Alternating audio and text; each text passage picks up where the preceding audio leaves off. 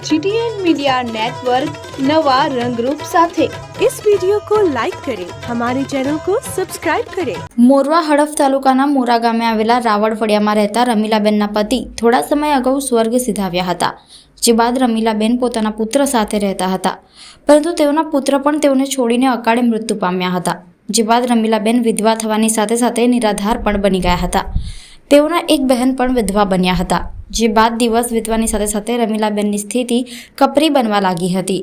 તેઓને રહેવા માટે યોગ્ય ઘર પણ નહોતું કે ખાવા માટે અનાજ પણ નહોતું, જે ઘટનાની જાણ સ્થાનિક યુવાનોને થતાં યુવાનો વિધવા રમીલાબેનની વહારે આવ્યા હતા, જે બાદ યુવાનોએ સોશિયલ મીડિયાના માધ્યમથી ફાળો એકઠો કર્યો હતો।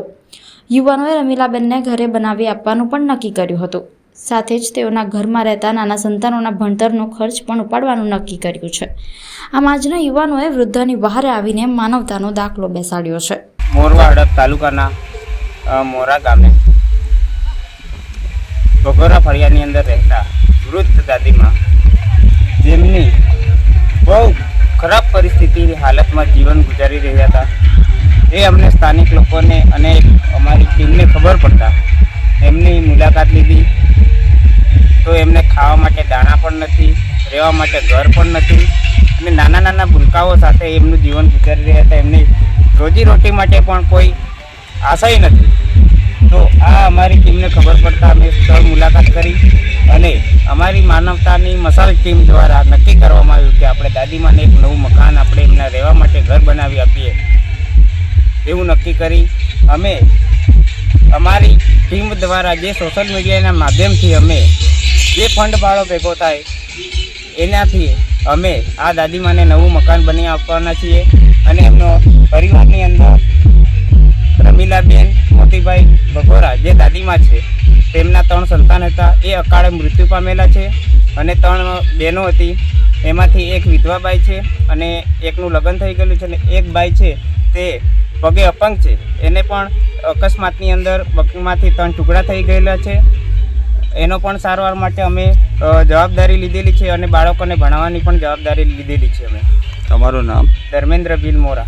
એક અમારા માનવતાના નાતે કે જે આપણે પણ માણસ છીએ, તો એક માણસાઈની દ્રષ્ટિએ અમે એમને દેખ્યા, તો આપણે પણ રહી શકીએ છીએ, તો કેમ ના રહી શકીએ। એક ગરીબ પરિવારની અંદર અમે પણ એક પસીનાથી કમાઈએ છીએ, પણ એ પસીનાનો સાચો એક કમાણીનો ભાગ એ આ કાર્યની અંદર જાય એવું અમે અમારા મનથી એવું નક્કી કરેલું છે।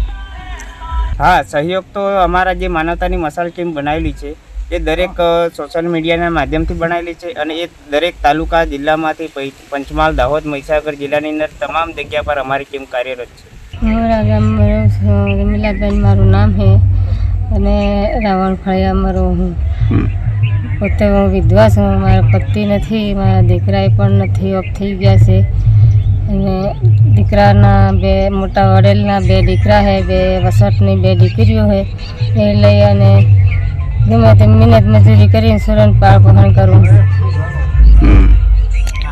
મકાન બનાવીએ, પછી ગામના છોકરાઓ ભણી આલે છે, એનાથી હું ખુશ છું।